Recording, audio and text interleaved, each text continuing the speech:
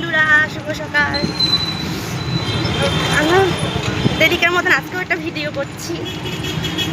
মানে আজকে একটু দেরি হয়ে গেছে, দেরি হয়ে যায়, তো কিছু করার নেই। আর কি চুল করছে রে বাবা, কি লাগলো? দেখো, দিনের বেলাটা টাইমটা ধরে ধরতে হয়, ঠিক আছে? একটু আগে গেলে কিছু হয় না, রাত্রেবেলা যদি একটু তাড়াতাড়ি দেরি হয় কিছু অসুবিধা নেই। আজকে কিন্তু ভালো খাবার নিয়ে এসেছি, তোমাদের বলতে ভুলে গেলাম।